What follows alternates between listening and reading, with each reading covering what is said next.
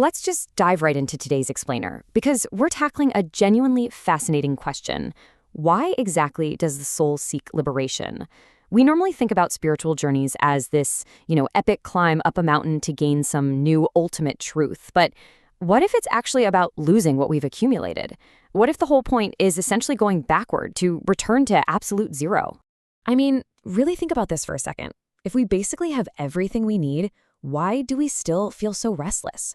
You know exactly the feeling I'm talking about. You get the car, the house, the ideal societal status, the perfectly curated life.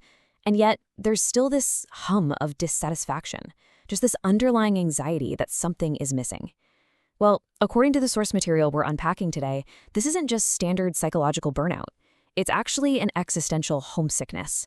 It is your soul inherently recognizing that it's trapped in a form it was never, ever meant to hold forever. Section 1. The restless ice. To really wrap our heads around this restlessness, the text gives us this brilliant, grounding metaphor that completely shifts how we view the soul. So the pure soul, the Atma, is exactly like water. It's formless, it's totally adaptable, and it naturally exists in a state of pure bliss without any boundaries. But when that pure consciousness drops into the human experience, it gets totally wrapped up in desires, expectations, and ego. It basically enters the freezing temperatures of the material world. And well, what happens to water when it freezes? It becomes ice. It takes on a rigid, hard form. The source actually calls this frozen state the Jivatma, the individual soul that's completely bound up by its own desires. And honestly, this perfectly explains why we feel that deep, unexplainable restlessness all the time. Ice inherently yearns to melt back into its formless source. The soul isn't seeking liberation so it can win some cosmic prize or conquer the universe. It seeks liberation for the exact same reason ice melts sitting out under the sun. It just naturally wants to return to its original state. Because as long as you're frozen in the rigid form of your ego and your desires, you're going to constantly feel the friction of existence. Liberation? It's literally just the melting process. Section 2. The trap of the transactional world. The wild thing is that our daily behaviors, even the ones we think are good, can keep us completely frozen. We live in this heavily transactional world, right? And this mindset completely infects our spiritual pursuits. The text breaks seekers down into 3 categories. You've got your Rajasic and Tamasic seekers, and they are purely transactional. When they give, whether they're giving money, time, or charity, they secretly just want to gain more. They want better karma, they want praise, or they want a VIP seat in heaven. They're literally just reinforcing their own ice block. But the true seeker, the Sattvic seeker, they give for a totally different reason. They give to empty themselves.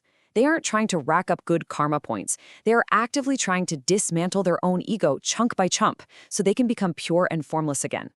You can actually see this trap building step by step in how we live. Step 1 is pretty simple, fulfilling basic bodily needs. The body needs food, shelter, clothing. That's totally natural. That doesn't freeze the soul. But then we slide right into step 2, craving societal status. Now we don't just want food, we want a luxury dining experience so we can post about it and prove our worth. We don't just want clothes, we want branded labels to show we fit in. And by step 3, we are utterly trapped in the expectations of everyone around us. We're no longer living for survival, we are feeding an illusion. And keeping that illusion alive takes a massive amount of energy, which just keeps us frozen solid. Section 3.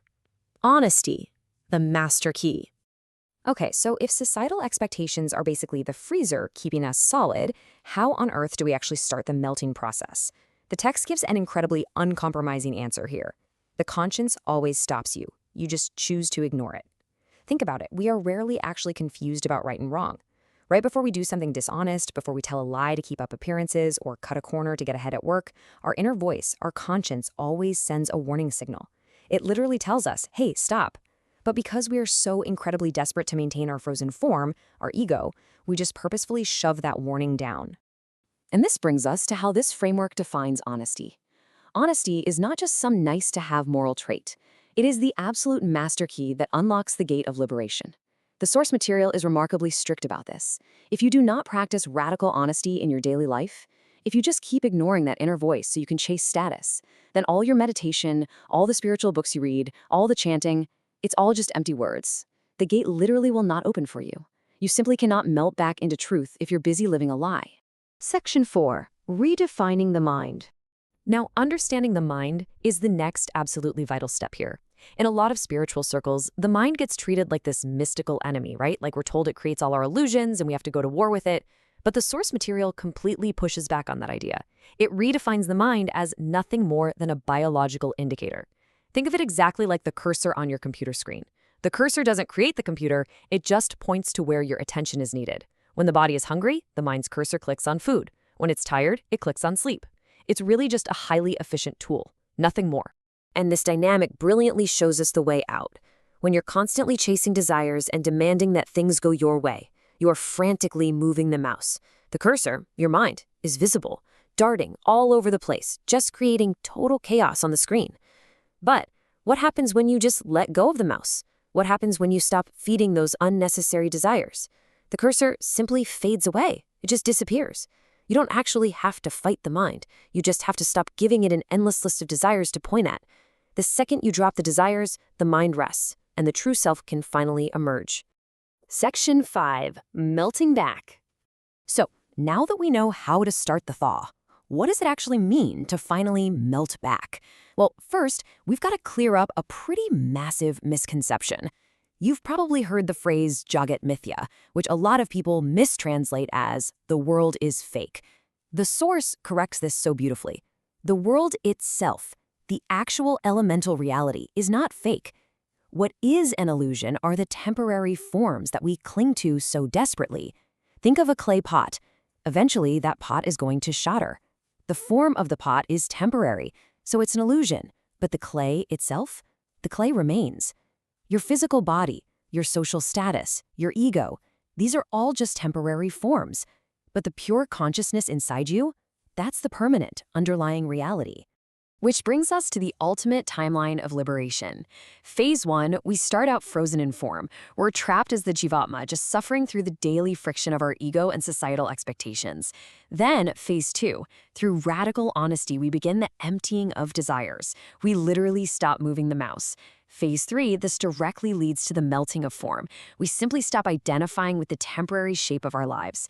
And finally, Phase 4, we reach omnipresent consciousness. The ice is fully melted back into the vast, boundless ocean. And the source makes a point to say that this consciousness is so pervasive it exists in absolutely everything around us. So I want to leave you with this final thought as we wrap up today's explainer. We spend pretty much our entire lives desperately trying to decorate our block of ice. We want it to be the absolute shiniest, most respected block of ice in the entire freezer.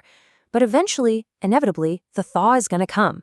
And when the ice finally melts, what desires will you actually have left to hold on to? The answer, beautifully enough, is none. Because once you're back in that boundless ocean of pure consciousness, there's literally nothing left to want. You are already everything. Thanks so much for diving into this with me. Keep reflecting on those frozen parts of your own life, and I'll catch you in the next explainer.